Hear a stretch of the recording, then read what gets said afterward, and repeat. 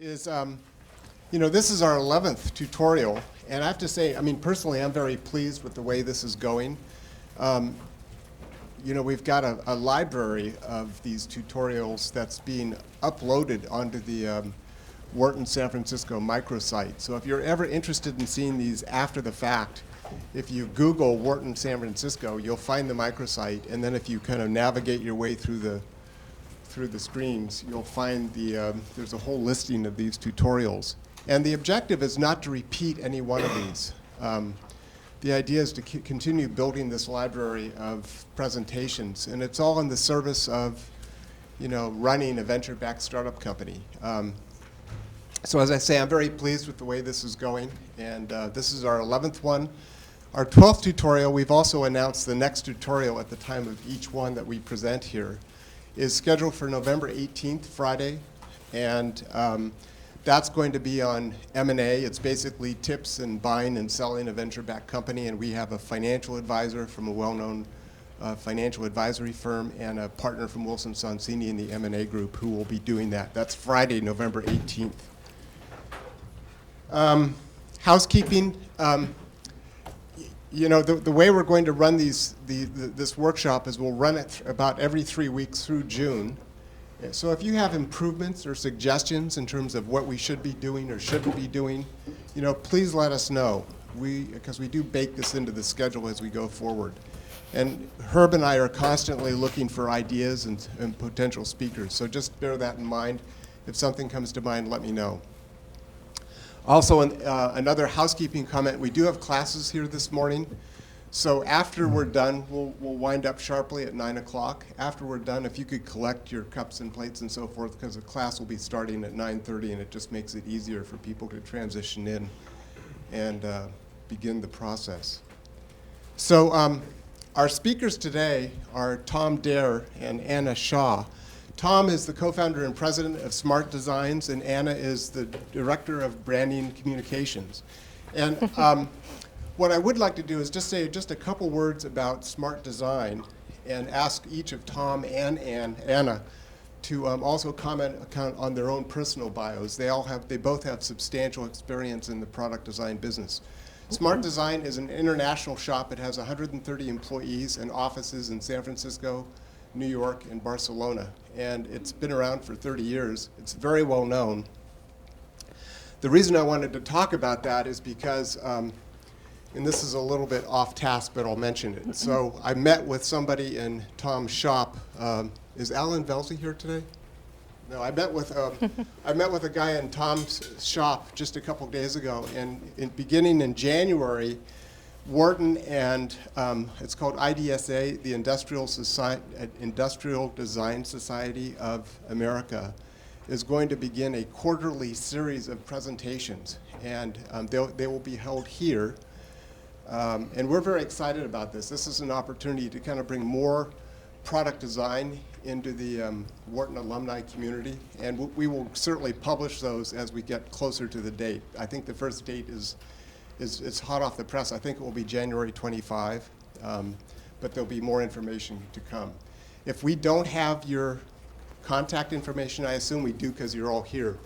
But if you're aware of people who might be interested in something like this, let me know. So at this point, let me turn this over to Tom and Anna. I would ask you to maybe plug Smart Design a little bit so people know who that is or what that is, and also talk about yourselves. Thank you. Let's welcome Tom and Anna.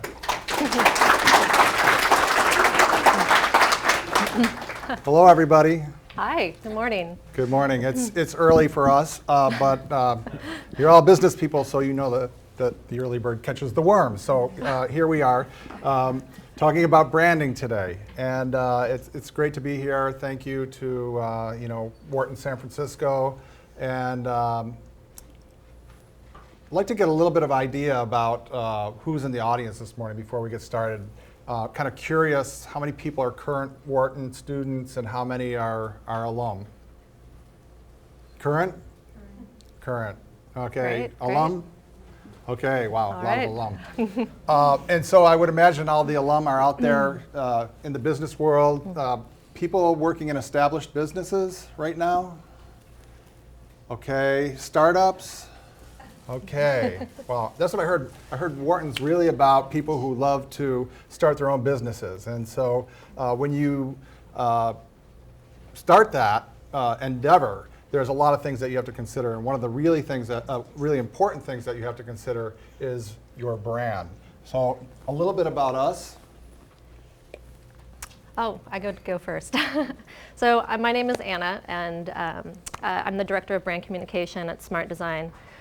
Smart Design really approaches design from a multidimensional, multidisciplinary approach, and my background kind of touches a lot of different aspects of design. Got my start doing brand communication.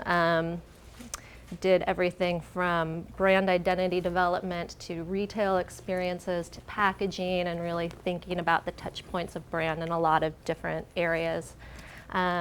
Started to get a little bit more into interaction design. When you go digital, your brand is just as important, and bringing that to life on the screen. Came to Smart Design about 3 years ago, and I've been heading up the group there where we really embed brand strategy and brand vision into everything that we do. And then we also work on all of those brand communication touch points. And I'm Tom Dair. I'm one of the founding partners at Smart Design. Started the business with a friend of mine when we got out of college. We were freelancing. We were both trained as industrial designers. And over the years, we started hiring our friends and other folks that we'd like to work with, and eventually got our first office in Manhattan. And then finally, about 10 years ago, we opened up shop here in San Francisco, and about 5 years ago in Barcelona. Maybe we should go to the next one, maybe. Yeah.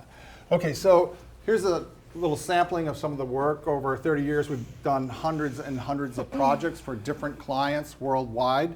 And some of these projects are about product development, some of them are about service, some of them are about software and interaction, but all those projects really revolve around how that company's brand is being expressed out there in the world to its customers or its consumers. Some companies that are established, it's really about helping evolve that brand and manage that brand on a daily basis with new introductions, because you can't just create a brand and let it sit there and do nothing. As the world changes, your brand needs to change as well. For some companies, especially a few of the startups, we've helped them build their brand from the ground up. And so we're going to tell you some of those stories today, about some of the things that we've done, about some of the other examples out there in the world that we think are great examples. And we expect we'll be done about 8:45, and if you have any questions, we can do Q&A then. But really, if somebody has a burning question sometime during our presentation, please just raise your hand and we'll try to get to it, and we'll try to wrap this all up and get you out of here by 9 o'clock this morning. So with all of these products and services and brand experiences that we create, we really approach them all with one kind of overall point of view, and that is that design is about people and not things, and that's something that's been embedded in the company history from the very, very beginning. And that's really important because when we're designing things, it's for people. People are using them. They're a part of people's lives, and so you really need to get to know people in order to have a product or a service that is meaningful to them. So today we're going to talk about brands, and when we think about brands, they're personal. Distinctive brands need to get to know their users. They need to talk to them. They need to get to know them. They need to listen to them, respond to them, and be relevant. They're really kind of human. And since you're all focused on business, whether you're currently in business or studying it, you all know that the world's a crazy place out there, and things are rapidly changing in terms of the different types of businesses out there. There's always new competitors coming in, there's new technology, there's innovation. And so it's difficult and it's hard to sort of find your voice and find your way through that crowd. There's a lot of challenges, but that's also the opportunity, because things are never staying the same. Because of all that competition, the consumers wind up with really a lot of choices out there. And we all know, just like we're all time stressed, everybody's time stressed. So they don't have a lot of time to be going into stores and shopping and comparing one product to another, one label to another. Yes, there is some research that's done, but a lot of people rely on brands that they know to make their purchasing decisions. And while there are a lot of choices out there, people still are buying things. And if we go to the next slide, I better get my clicker here. Okay. When they buy things with today's social media and all the sharing sites, they are out there talking about their purchases, the products and the services that they bought, and it's real time. So if you have a product and you're promising something to a consumer and it's not delivering on that promise, you're going to hear about it. And now brand is really becoming a dialogue between the businesses and the companies that make products and services and the people that receive those products and services. It used to be more of a one-way conversation with things like advertising and marketing communications, where businesses would put forth what they thought they were about to the outside world. Now that outside world is coming back and keeping everybody honest. So it's very important that you're true to your brand and that you know what you stand for and that you are having this dialogue with your audience, because if you're not, they're going to tell you really what you're about. And so today, brands are more important than ever. All right. So we thought we'd start out with a little bit of a level set. I mean, everyone's talking about brands, but it kind of means different things to different people. And in fact, even with the clients that we work with, some people think that their brand is, some people think that their brand is one thing or another. And just a little hint, it's not always the biggest brands that understand their brand the best. So let's see. Oops, I skipped ahead. So maybe you guys are familiar with this company. Let's see a little show of hands. Which one of these images do you think represents this company's brand? How many people think it's the swoosh? How many people think it's the shoe? How about the runner? That's Steve Prefontaine. Great. Actually, we think it's the sum of everything. And those who said it was the runner, you might be onto something, because that kind of connotes the performance aspect that's really at the core of everything that Nike does. And this particular runner actually happens to be one of the first athletes, the first athlete to ever use the product. But that performance mantra would just be advertising fluff if it wasn't for these great products that back that up. And so Nike, whether you like them or not, spends a lot of time on innovation and style to really create a lot of great products that back up this great performance brand. The logo, a lot of you said it was the logo. That logo becomes a shorthand for all of that stuff. So you really can't have one without the other. They all build on themselves in order to create meaning for people, and it really creates an experience. And that experience is what makes a brand. In summary, a brand is the experience that people have with your company. But you're probably wondering, who needs a brand? We ask our clients about their brands when they come in, and again, we work for lots of different types of clients, everybody from startups to multinationals, and they don't seem to always understand their brand, what it's about, and we hear them come back with a lot of sort of excuses about why they are kind of neglecting their brand, why they're not paying attention to it. So these are the commonly overheard excuses for neglecting your brand. Number one. Whoops. Oh, you're clicking. Okay, I'll click. I'm still early in developing my product. I don't need a brand yet. Number two. I'm too small. Number three. It's digital. It's different. Number four. Well, people just shop online now, so I really only need to worry about my product. And number five. I have a logo. Isn't that enough? So I think that a lot of companies are really, especially when they're starting up, they're working on their product, they're working on their service, and they think that if I can just get that right, everything else is going to fall into place. That's not really the case, and it's really kind of one of these situations like we're seeing up here on the wall. Yeah. Um, right, it's the chicken or the egg. If the brand is the experience that people have with your company, then that experience starts from the very beginning. And maybe it's when your first product launches, but it's probably when you first start hiring your first employees and set up an office culture, or really when you first start answering the phone as a business. So when you first start interacting with people, you start to create an experience.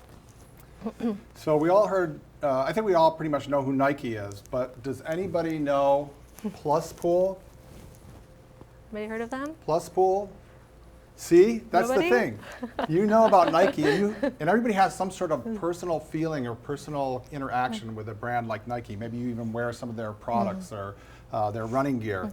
But new companies and new brands are emerging all the time.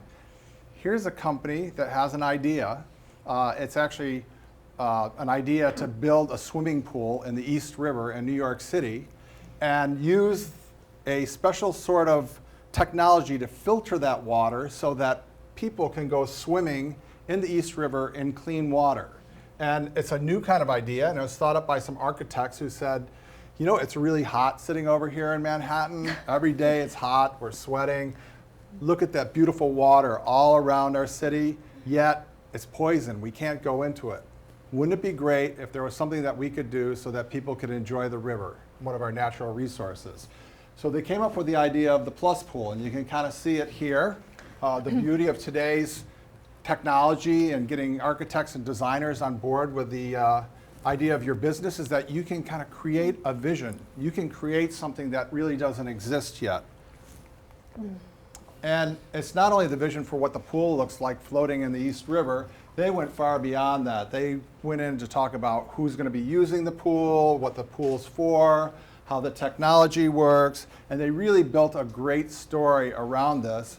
They have a logo, and so it's almost like they don't have anything, yet they created the story. It's a branded story, it's tight and it holds together. And they've gone on to Kickstarter, which is another sort of interesting startup brand, and they've already raised over $40,000, and they have these series of like funding where they get to a certain point, they can test the certain materials to make sure the filtration's working. When they get to another point in the funding, they're going to do some other sort of work with the city to understand what the feasibility is. And so they've got this whole plan out. And because they've created this unique vision, this compelling vision, you know, they're getting a lot of people behind them. They're going to get a lot of backers. They're going to get a lot of money behind them. And they've got some very high-end engineering firm that's actually working with them now to work out all the technology to make this filtering system work. So what's really interesting about this is that the idea of a brand starts from the beginning. It's a way that you sort of express your company, and it's a way that you tell your story. So people experience your brand from the very beginning. And when I said before that, I know a lot of people who are starting a business, they're thinking about their product, they're thinking about the service, and they think all the other stuff's going to fall into place. Well, if you start thinking about your brand from the beginning as well, you're going to really get further ahead in the game, and you're going to have a much better story to tell to potential investors and other partners that you may be thinking about working with. So the title of our talk was Stand for Something. And to do that, in order to understand what your business really stands for, you really need to understand your unique brand vision. We're going to spend a little bit of time talking about how do you do that? What are the components of understanding your brand and coming up with that unique brand vision? And at Smart Design, we look at 3 ingredients. We look at your market, which is probably something that you're familiar with looking at. We look at yourself, what's the unique DNA of your business? And we look at your customers. You know, how are you going to connect with the people who are going to use your product or service? And all of those things need to work together in order to create your unique brand vision. You really can't separate them or only look at 1 or 2. So we'll go through all 3. So the first one is to know your market. This might feel fairly straightforward. I think most people, when they're thinking about starting a business or they're thinking about a new product idea, they see a need, right? Hopefully. Hopefully. Maybe you're just passionate about something.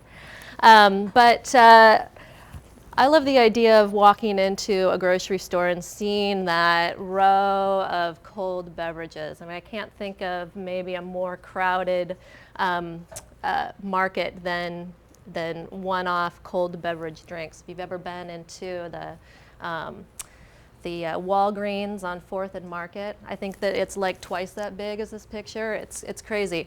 So who would have? How can you break through that marketplace? And you've got your colas, you've got your juices, you've got your sports drinks, and everything starts to look a little bit the same the more you get in. Maybe you have your brand and you go straight to it. Maybe you're a Coke person or a Pepsi person. But about 10 years ago, Palm came on the scene. And they had really a very unique product.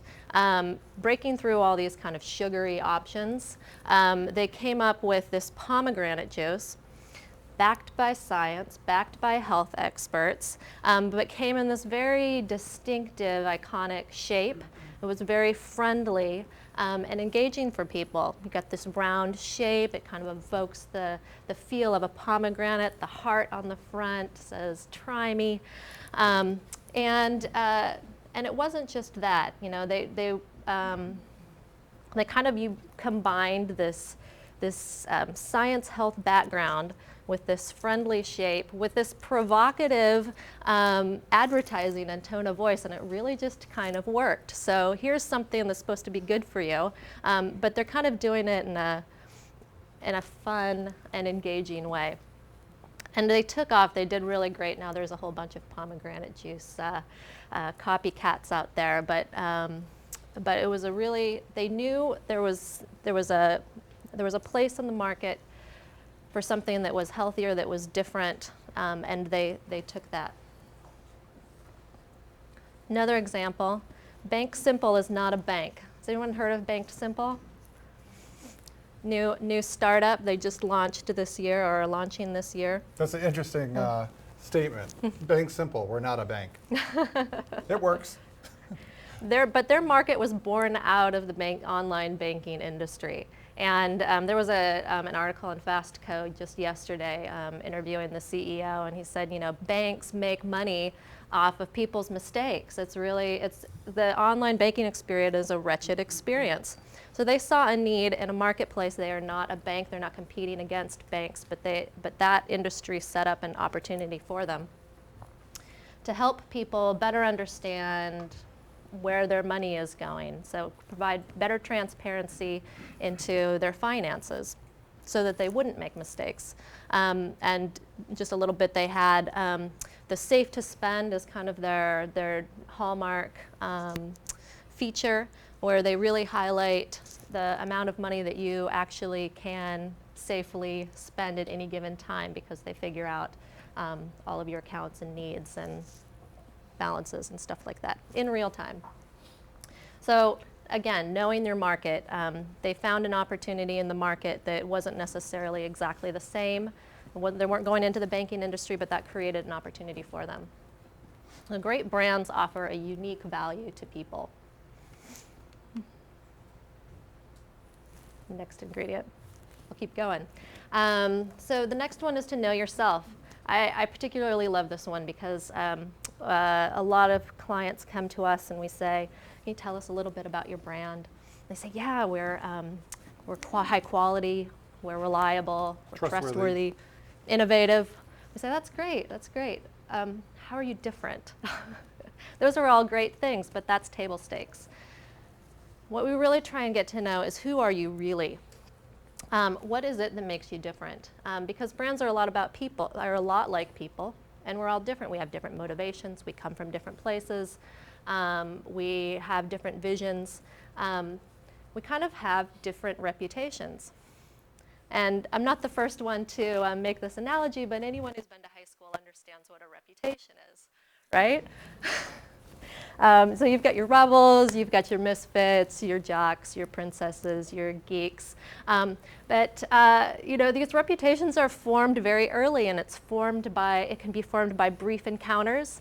They can stick with you a long time. They're very powerful.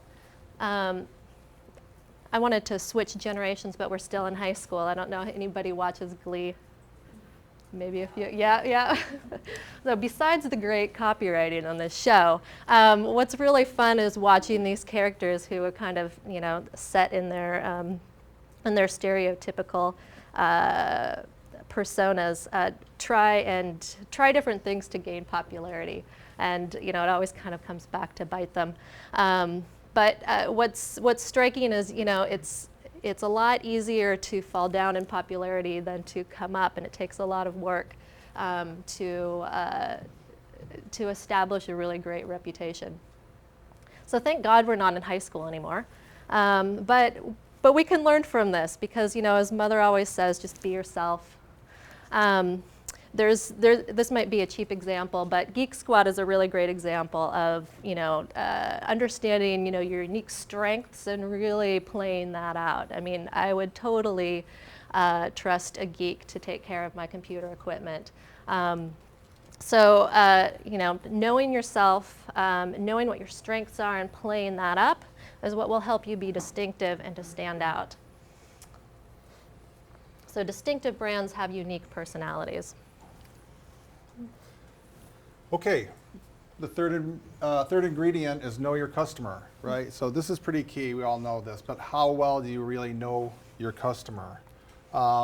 We ask our clients this, and they say, well, our customer is female, married, 24 to 48 years old, 2.4 kids, 1 pet, part-time job, drives an SUV. I don't even know what 2.4 kids looks like. Sounds painful. Yeah. Anyway, this is really not knowing your customer. This is more like a statistic that was pulled off of some research that was done somewhere. And while it could be good information, I think as a business you can't really rely on this kind of information too much. So what we do when we're working with our clients is that we really try to go much deeper to understand who that consumer, that customer really is. If it was really that woman that was painted in the picture on that stat, maybe we need to understand really more about her life, that she does have kids, but the kids eat ice cream, and the dog licks the ice cream and it falls in the car, and the car gets messy, and then she has to clean the car, and she's time pressed, and she has to go shopping, but her kids are not being cooperative, and then at home, her husband's traveling, and she's got a lot of the things to take care of, including kids and dogs, and so it's much, much more than like a statistic when you're trying to understand people. And if you can go deep and understand really about what's driving them, what are their desires, what are their pain points, what are their emotions around a product or a service, then you really can start to tailor that product to fit that person better. And you can't be everything to everybody. So you really need to understand who your audience is, and this is a good way to do it. So we do a lot of research. We do a lot of in-home ethnographies, for instance, and it's all about meeting real people, going in, let's say we're working for a company on a cleaning product, or it could be some other home type product. We'll go meet people, we'll have interviews, we'll talk to them, we'll see how they use current products, we'll prototype new design experiences and have them tell us, what they think about some of our new ideas. And we think that this is really a great way to get to know your customer. This has led to products that we've worked on and designed, like the Flip video camera. You probably all know this story, that this was a startup company. We designed their whole product line. We designed the user interface for them on their products. They were here in San Francisco. They were purchased by Cisco for $600 million a couple years ago. And then, for lots of different reasons, and we could debate this back and forth, Cisco decided to kill this business. I don't know whether Cisco really knew how to handle a consumer product business, but what was unique about this business, that was within a couple years, this brand really had a great reputation. And it had a great reputation because people knew what it stood for. It stood for easy ways to capture and share the important moments in life. And it was done through their product. The product was a very stripped down video camera that allowed people to very quickly, like that mom, pick it up and catch that special moment when the dog's licking the ice cream cone, or whatever it may be. And so a lot of people have said that, well, maybe it's going away because everybody has a video camera on their phone, but still, it's a little clunky. You have to get your phone out, you have to maybe put in your password, you have to open up the app, you have to get to the video camera. The moment's gone already, and that was the cool thing about Flip. And so if we use that analogy about, you know, everything's going to be on your smartphone, well, that may be, but how many people are wearing a wristwatch? Okay, so a lot of people are still wearing a wristwatch, even though your phone in your pocket probably is giving you a little bit more accurate time. Why? It's just that much more convenient. You don't have to get out your phone, you don't have to start it up, blah, blah, blah, blah. So, great brand, great product. We were sorry to see it go, but it was really created on the basis of understanding the emotional connections that people have and what they really want to do in their life. So in summary, your brand vision is a culmination of understanding your market, yourself, and your customers. If you just understood your customers, you might fulfill a need, but you might not do it in a different way. If you just understood your market, you might not have a distinctive point of view about it. And if you you're just talking from yourself, then you may not actually connect with people. So you really need to understand all three of them and how they work together in order to understand your brand vision. And that's, as we said earlier, that's what you stand for. But that's not enough. So you figured out what you stand for, now you have to deliver on that. We're going to conclude our talk just by going through, click ahead, all right. All right.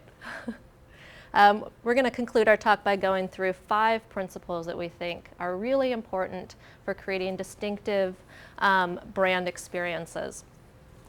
Some of these we probably touched on a little bit in our early example of kind of going through your brand vision, but we'll show how they kind of come to life in practice. So that's mean something to people, be authentic, consider every moment, look at the road ahead, and keep talking. Okay, so the first one means something to people. It's hard to do a talk on brand without bringing Apple into the conversation. They're just an awesome company. They're awesome because they're consistent with their messages and their products and the way they behave and what you can expect from them. And they're, if you look at like the iPhone 4S or whatever it is, right? And all the people who pre-ordered it, they didn't even have the product in their hand. They just knew they wanted it. And so it's a brand that really has meaning to people. It's, it's really hard to imagine another sort of major company where the CEO of the company passes away and it gets a response from the general public like this. It's when Steve Jobs passed away, people said, Apple's really important to me. Apple's touched my life. I've used Apple products for many, many years. It's the thing I carry in my pocket. It's how I get my work done. And people realized when he passed away, like how important that brand was and how much that company was able to sort of work with them in their daily life and how much it impacted the way they did things. So the second principle is be authentic. We talked a little bit about knowing who you are, but now it's time to walk the walk and to really be authentic every time, with everything that you do. Find your true personality and let that shine. Methods, I love Method as an example for this because they really had kind of a distinct personality that was really different in this category. They started out with kind of some basic cleaning products, and they saw this opportunity not only to create products that were good for you and your family and your home and your environment, but also to bring design into it. And hey, why can't it be fun at the same time? So design was really embedded in their strategy from the very beginning. You notice, these products aren't all exactly the same. Being authentic is not about being consistent in a cookie cutter way. It's about understanding kind of what's core to you and then translating that in the way that it's appropriate for different markets or audiences. So design is a big part of their product experience. But then, they have this kind of fun tone of voice as well. Tagline, people against dirty. And they had a really good time with it. Everything from kind of the softer side to baby proof to kind of, young people having fun cleaning and cleaning the floor maybe. But they really came in kind of a fresh point of view, and they were authentic about expressing that across all of their touch points. And speaking of touch points, our next principle is consider every moment. So, we think about brands kind of like people, and we think about the relationship with them. And you have a lot of interactions with people at different points along the journey. Target's a really great example of a company that has sort of embedded design and a consistent kind of feel through every touch point, from their consistent signage and store experience to their website to the distinctive advertising that you can kind of understand its target from a mile away, to even developing a new point of view on their pharmacy experience. Making it easier for people to understand their prescriptions. And it was all kind of born out of this idea that design should be for everyone. So, they're really stepping apart from the other big box stores like Walmart because they have this point of view around design. And so it's not just their store experience, it's not just creating consistency with advertising and signage. They've come up with their own product lines because they want to bring design to everyone. So you may be familiar with the Michael Graves collection that kind of kicked this idea off. They've got their own food, they've got lots of different products. They recently partnered with Missoni. This was so popular it crashed to their website. People were just clamoring to be a part of this really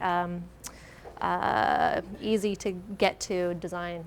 Right, and I think, if you think about a company and maybe they have a product that kind of has one sort of design offering, the packaging looks one way, the website looks differently, their corporate communications look differently. If you have a bunch of these pieces that are floating around out there that are not really hanging together, it's a good indication that you really aren't taking care of your brand and you're missing really a big opportunity to get that consistent voice and that consistent message out there in the world. Here's another example of Consider Every Moment. It's a project that we worked on for the New York City Taxi and Limousine Commission. And it was in 2007. The taxis had been around in New York City for 100 years at that point. And we all considered that they had a checkered past. But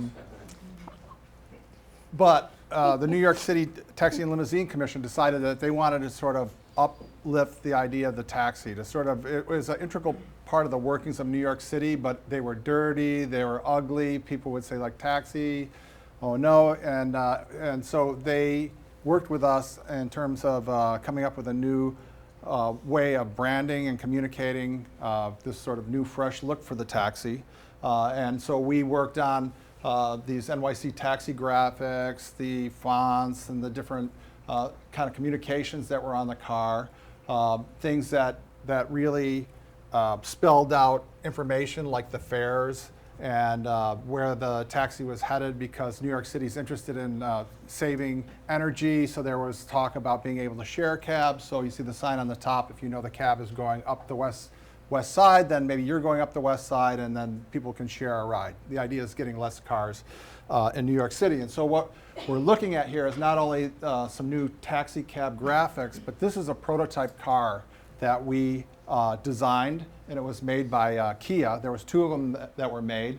And looking at that experience in terms of considering every moment, we were looking at what is the experience for the passenger in the cab, but also what is the experience for the driver, and how could we design the interior of this car so that it provided more comfort, people felt more safe in the car, that there was easier ways to make the financial transactions, and other things that just sort of lightened up the vehicle and made it look more like a design product as opposed to the way taxis look now, which is they take a car and they go up into the Bronx and they stick some metal cages in it and they roll it on the street and they say taxi, right? there were some other ideas that we were incorporating. You can see over here where there's the seat would swivel out. Could we make a taxi that would be more accessible to people who had physical challenges? So there was a lot of work went into prototyping this experience, and it's great when you have a company where you're building a service or a product or whatever it is. If you can kind of prototype it, or you can role play it, or you can kind of create one version of it, there's so much that you can learn, and there's so much that you can share with your other partners when you get to that point, and it's much easier to make decisions. So right now, if you go over into New York City, you'll see all these new graphics are rolled out. Many of the cars are kind of the old school cabs, but I heard that there's some new, very interesting, superior design cabs that are becoming to New York City in the very near future. Another company that we worked for and helped them establish their company, a startup, and build their brand from the ground up is OXO. I don't know if you know who OXO is, but it was a company that we started in the 90s with an entrepreneur. He was a retired businessman. His wife, and he liked to entertain, and his wife was starting to get mild arthritis. And she was complaining, I'm having trouble using, the carrot peeler. It's hurting my hand. And so we had known this entrepreneur. He had been a former client of ours, and he called us up one day and he said, I've got a great idea. What we need to do is we need to design kitchen gadgets for people with arthritis. That was sort of the original charge for the project. And when we started getting into it and building some of those prototypes, and looking at what the current products were like on the marketplace, it became obvious that some improvement in terms of the function and the design of these products would not only help people who had physical challenges, but it would basically be easier for everybody to use. So this principle of universal design came into play, where instead of designing and building a product for the average consumer, you're really looking at the range of capabilities. Can we design something that will include not only people with average abilities, but we can include people who have challenges with the use of certain products? So OXO Good Grips was born. We designed the products, we designed the brand, the logo, the packaging.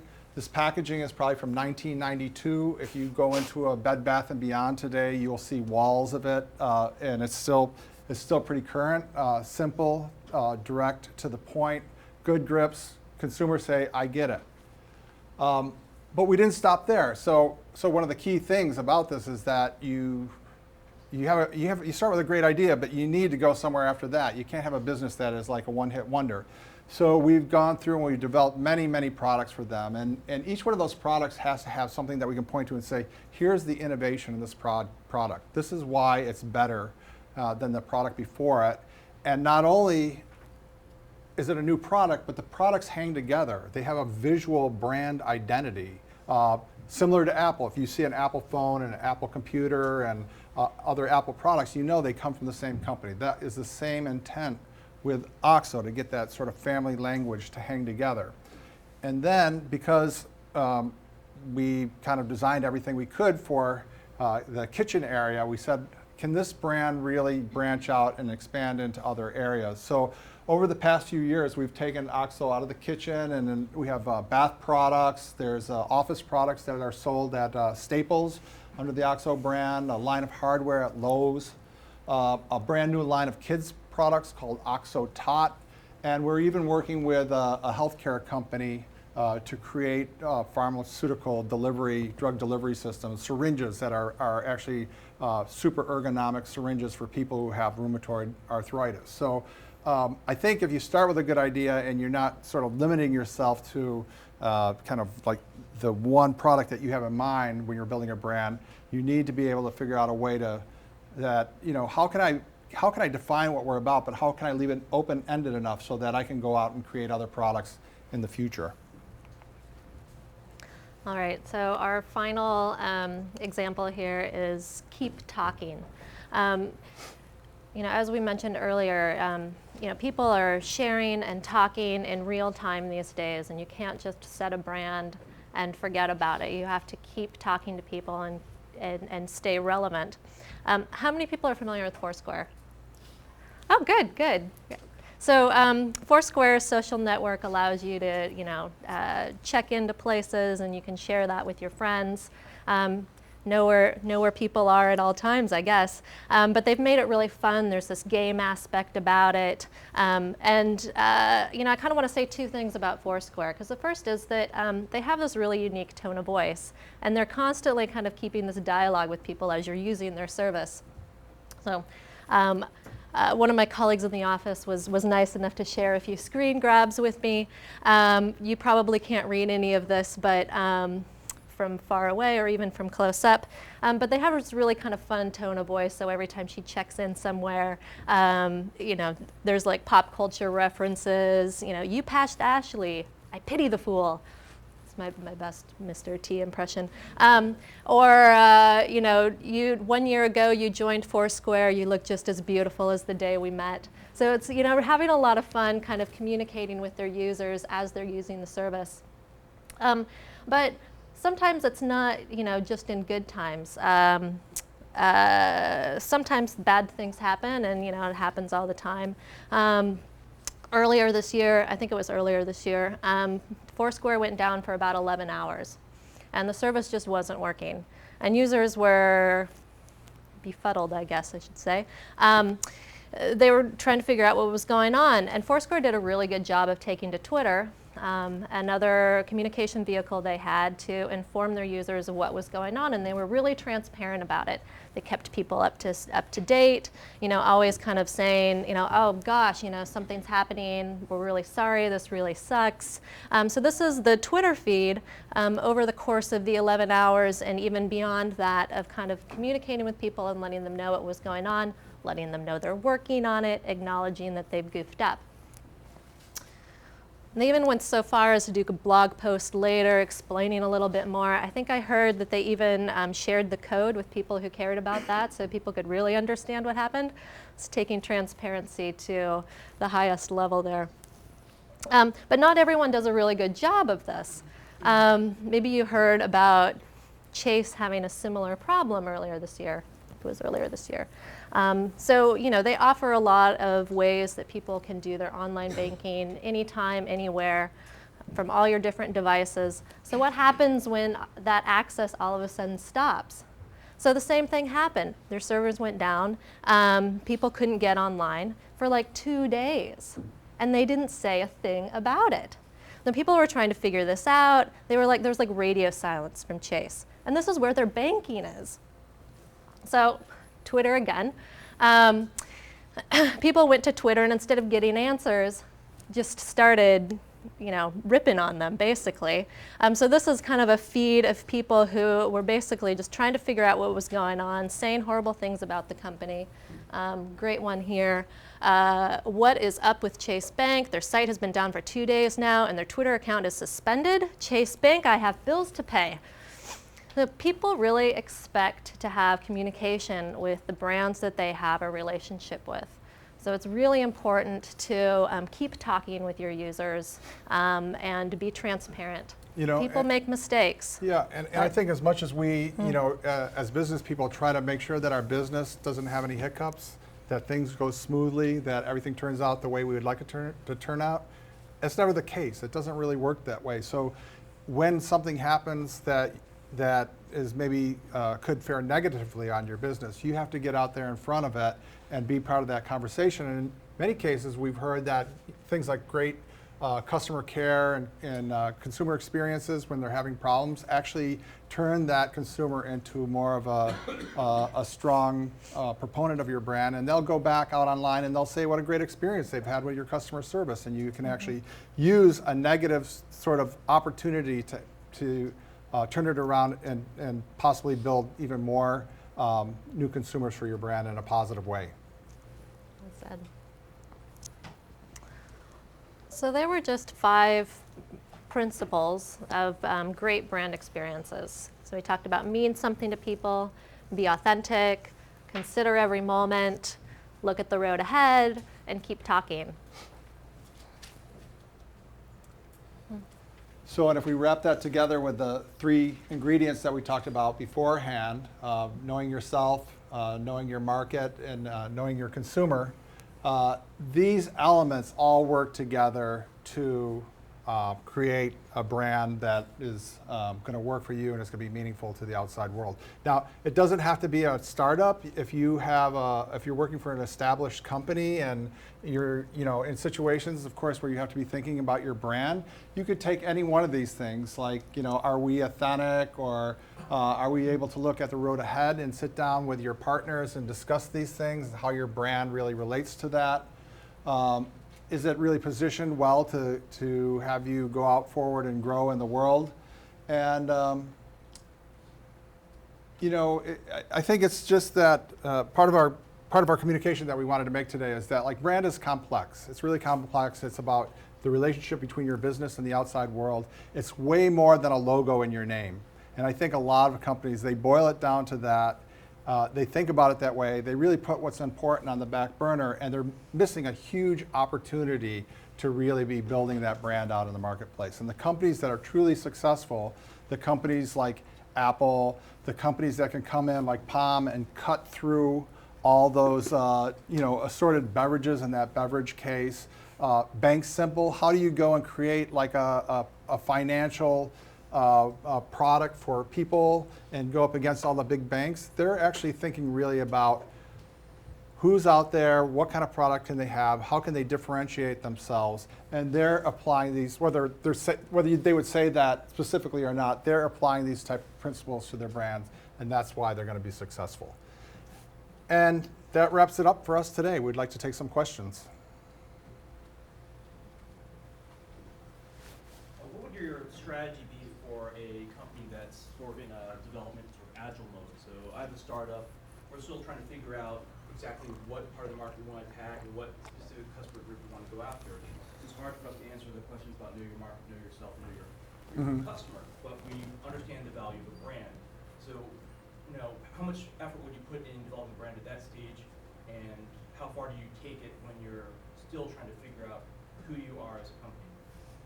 Do you want to take that, or? I can try. Is it a software company? It's a group buying site for furniture. We're still not sure if it's going to be good, better, or best. We're trying to understand whether customers care more about price or unique product. So we have a lot of questions to answer. Yeah, I mean, it sounds like you're doing a lot of work to kind of work on the customer side of the three ingredients, right? What's really going to work for customers. So doing a lot of testing and iteration around that. I think that the strength of a brand in that situation is that it gives you a little bit of a compass for making decisions. You can tweak your product offering to exactly what people want, but you also need to kind of come at that with your own point of view at the same time. So understanding what your point of view is, as you're trying to tweak your product to get it to that sweet spot, I think is where the power of a brand comes in that type of a situation. So it might be something that you kind of hold internally, you declare and write down, and maybe you come back and revisit that as things go along. But I think even when we're doing market testing with people, we have hypotheses. We have to start somewhere, right? And so I think that's you need to start somewhere with your brand.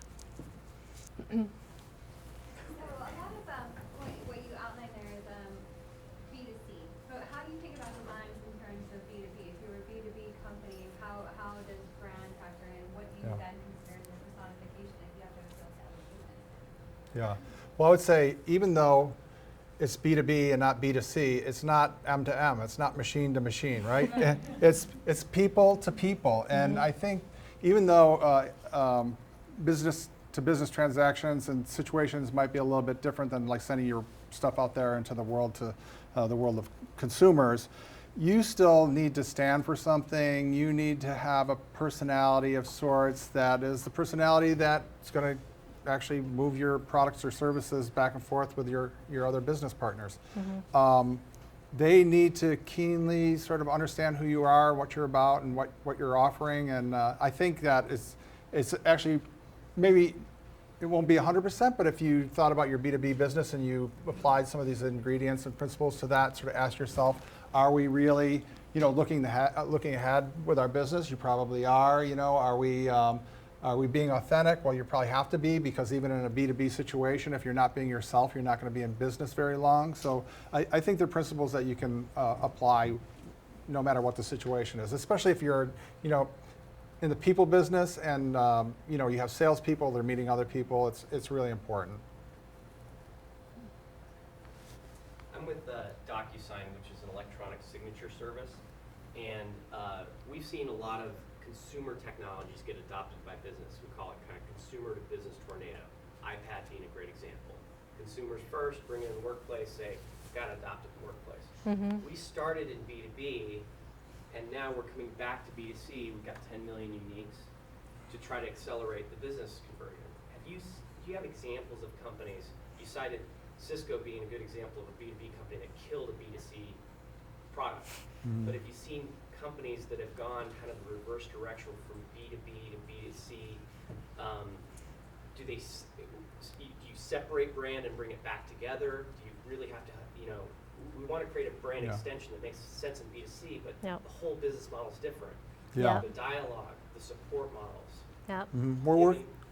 We're working on a project right now, and it's for a medical company who's it's basically like their products. You need prescription to basically, doctor prescribes this product. So it's really basically a B2B product, medical company to the medical distributors. They are very much interested in going into the consumer market, and they have a technology that they can bring into that consumer market. So it's not like they're going to reinvent something and try to come up with a totally different offering. It's very close to the core technology that they use, and we are exploring that question right now, and there is a lot of discussion going on. Like, so if they go into the consumer market, which they don't know a lot about, and it's very scary to them compared to like the kind of margins and stuff they get in the B2B market. If they use the same brand name that they have in the medical arena in the consumer market, and the consumer product fails, is that a bad reflection on their brand? So how close or far do they want to be? If they use the same medical brand and the consumer market, are consumers going to get confused on whether they're getting a medical device or an over-the-counter device? And so these are all the issues that we're sort of grappling with right now, and it's very interesting. Mm-hmm. There's no easy answer. I think that each company has to go through and do some deep thinking about it, some deep discussion, kind of bring in all the different players within the organization. And then somewhere along the way, you just have to make a call. Yeah. And do it. The problem with a new brand is that you have to support it, right? If you have a B2B brand, but like Cisco, nobody knew what a Cisco home consumer product was, but everybody sort of knew who Cisco was, right? And I think if Cisco came up with a totally new brand, then they're going to have to throw money at that brand to gain the recognition and the awareness for it. And there's a lot of work to be done. And so if you can just leverage the one that you already have, you're ahead of the game already. Yeah. I mean, every case is a little bit different. You really have to look at what your B2B brand means to people in a consumer space, and then go from there. Is there something in that you can extrapolate and make relevant in consumer space, or is it so much work to do that a new brand is is maybe a fresh opportunity, and then how do those two things relate? It's complicated, yeah. Thank you. So I've got a question. So my guess is actually it appears that there's a pretty substantial continuum of companies that are represented here in the room. I mean, from raw startups to pretty substantial companies. And the question is, I mean, this is kind of a general, can you kind of peg an industry trend? How many companies go outside and access consulting resources like smart design to help them develop their brand as opposed to doing it in-house? In other words, can you make a commentary on how many startup companies do you see? How many mezzanine level companies do you see? How many substantial established public companies do you see? And what are the factors or the drivers that bring them, I mean, not just to smart design, but to an outside design shop like yours? You want to go, or Well, you start? I'll start because I was just thinking about some of the examples that we put up, like Method. You know, their company was started when they were just a startup. Design was part of that initial partnership, the two partners that started the company. So sometimes doing it in-house means it's sort of embedded in your, in the partnerships and the people that, you know, are starting this business in the first place. But there's all sorts of different, I mean, we see lots of different models. Sometimes it's, you know, an engineer and a business person, and they come to us because they need, you know, to understand the design side of that. And there's all sorts of different configurations of skill sets that come together when you're really young and just starting. And so I think those that go to consultants, you know, are looking to fill a gap with what they don't have in their initial starting set. I know you want to build on that. Well, yeah, and like I think companies who do it really well, they might even have a CBO, right, a chief brand officer, and that person's job is to sort of, you know, watch after the brand. The brands are really, really valuable, and you don't want to mess them up. So if it's an established company, I think that there's a lot of work that they do internally. The people that do it good, they have an internal team, but they go to the outside as well because that brand always has to evolve. So you don't evolve the whole thing at once. There might be like a new offering or it's a new product launch or something, and that might be something that's isolated that you go out to an outside firm and say, we've got this thing coming up and we need to make sure that it rolls out. And it's a way that we're evolving our brand. It's not exactly, you know, you're not starting over from scratch. Startups, I think, are interesting. Some people that start up their companies are really savvy about this stuff, and they've got it all figured out, and they're into it. You know, they're into their business, all aspects of their business, and so they know who they are. They've got a lot of ideas. They know who their market, what their market's about. They know who the customer is about, and they come to us with that information. And many times we help them from the ground up in terms of the design side of that. Sometimes our clients don't really know that much, and we have to ask them many questions over and over again and keep working with them in a workshop and work through different scenarios and different sort of aspects of what their company is and what they want to be to sort of pull that out of them, and then we can create something to get feedback on. So it varies. There are a lot of outside firms that do branding work, and there are a lot of organizations that have internal teams that look after it as well. I think probably the best combination is a little of both. It would be hard to have a big company and not have any sort of people looking after the brand on the inside. How do you guys structure compensation? Do you guys get paid hourly, per project? If it's a startup that's pre-funded, do you take equity? Mm-hmm. Wanna let you answer that? Yeah. Well, so we're open to all forms of compensation, but for the most part, people will come to us and they'll say, we have a challenge, a design challenge, or we're starting up a company, or we have a new product to bring to market, and we'll talk with those folks, and we'll develop a proposal that it's pretty much a fixed fee proposal. We'll say, we'll go through this process, we'll start at the beginning, we go through these steps, we get to the end, all the deliverables are lined out, and in the end, you know, the solution that you're looking for is delivered and you can take it to market. That's pretty standard, like you know, fees for service. In some situations like OXO, where we started that company up with an entrepreneur, we took a stake in the company. So we have a royalty. And so every OXO product that's sold, we get a certain percentage of those sales. And then we take a lot of that money, and we reinvest it in building more products for that company so we can build that royalty stream.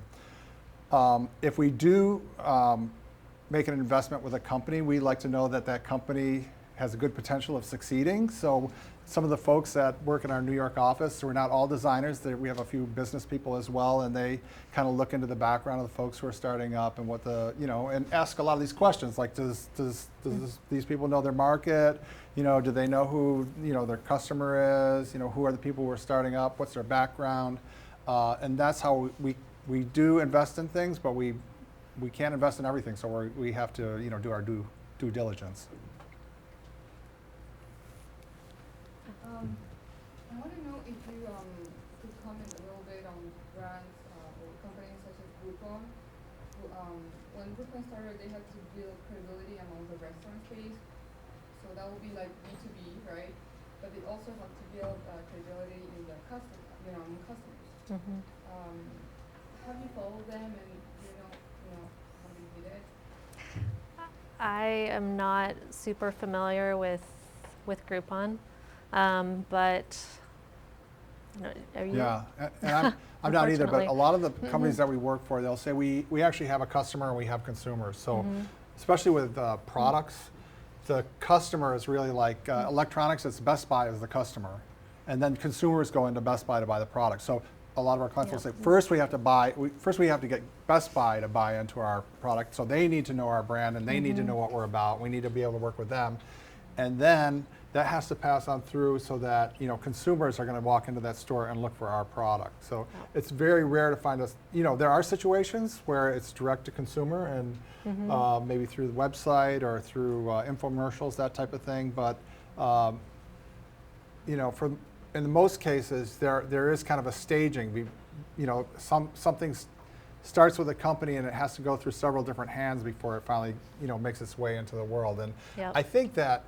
Again, I think that some of these principles are valid, whether you're working with a B2B or a business partner, or whether it's actually eventually going to land out in the real world. They're just rules of thumb that work, and they're going to lend credibility to your business. They're going to help you operate. It's going to help your partners understand who you are, and that's how you build relationships, just like with the personalities, right? So, you are who you are, and if people know that, then they're much more comfortable. Question specifically about the OXO brand and how you folks approached differentiating the brand between, for example, the baby stuff versus the kitchenware products. I run a commercial real estate company with a bunch of different divisions, and management of the company overall wants really good brand congruity throughout the whole company. Each division, for example, hospitality versus industrial leasing, wants complete differentiation, and so there's a push and pull there. So any advice on baby products person at OXO probably wanted everything cute and round and fuzzy versus the garden tools guy? Yeah, well, OXO just really knew who they were at the core, and it's great quality products that built around universal design, as Tom talked about earlier. And so when we went into the tot category, they started out actually kind of talking to a lot of moms and families and finding out kind of what OXO meant to them. And they actually found that black and white packaging still resonated in this category, and were kind of surprised by that. But the brand was so strong that it had the flexibility to kind of go into this new category and not be super different. Now then we needed to kind of connect with people in a different way and let them know that we really considered the needs of young people for this product line.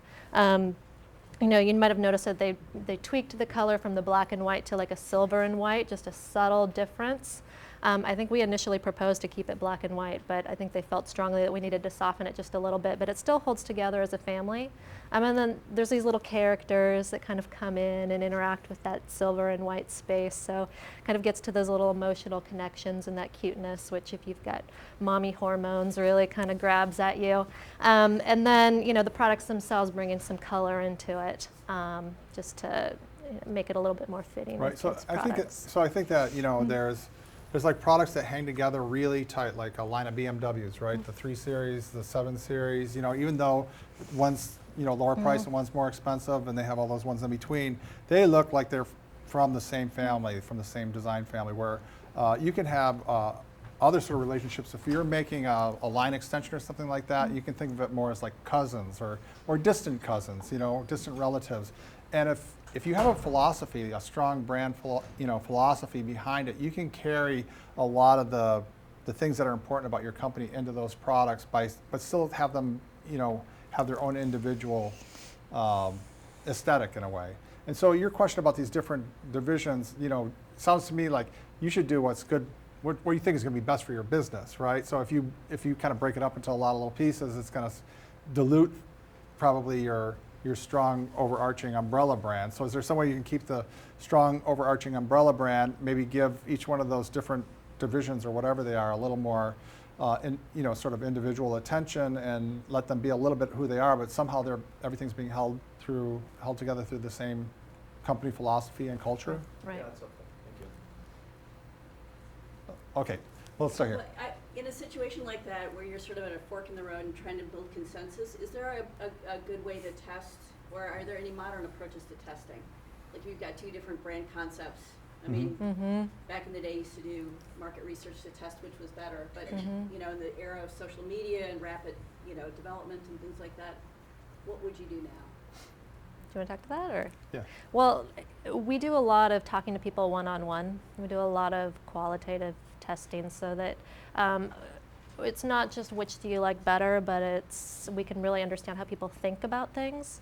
And we also have another process that we call emotional mapping, which was sort of developed to not just find out what people liked better, but to kind of ground that in what things that person actually cared about, so that you know, you were really kind of figuring out what was working for the people who were your actual customer, and you're making those relationships instead of you know, just kind of a yes or no question, this one or that one.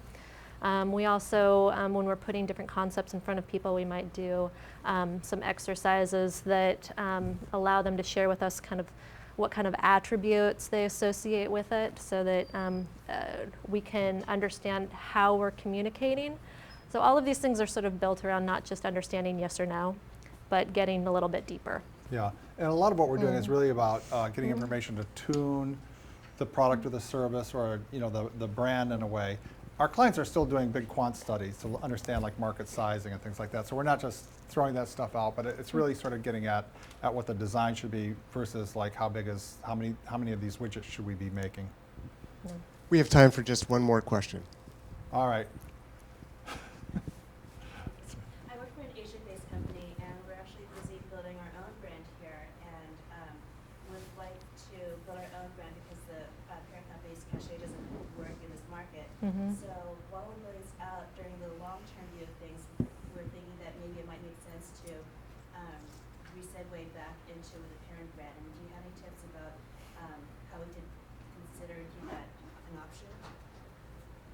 Say that last part again. So, basically, any guidelines we could consider for the long term in terms of how we're developing brand strategy now, and how that we could build in aspects that will eventually be segued back into the parent brand potentially down the road.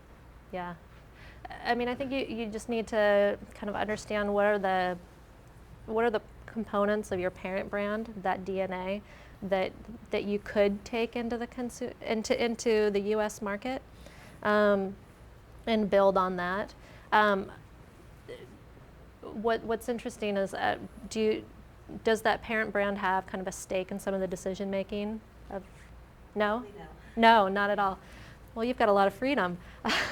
Yeah, I think, you know, it's similar to kind of building out a new product line, I guess, in that, you know, you need to kind of figure out what's kind of at the core that you can translate and then shape around that.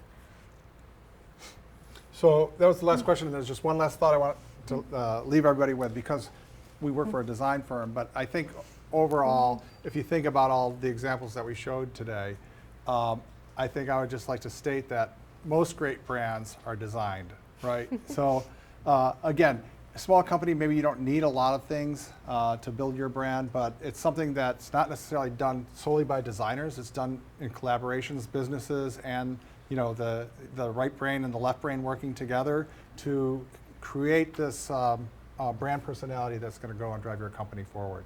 If you're not thinking about designing your brand, you're missing an opportunity. Thank you. So I'd like to express our thanks. This has been terrific. I just wanted to give you a gesture of our appreciation. This is Thank the you. kind of presentation that offers great insights for all of us, regardless of the size of business that we're in. So thank you again. This has been terrific. Great, thank you. Thank you. Thank you. I'm impressed. We need to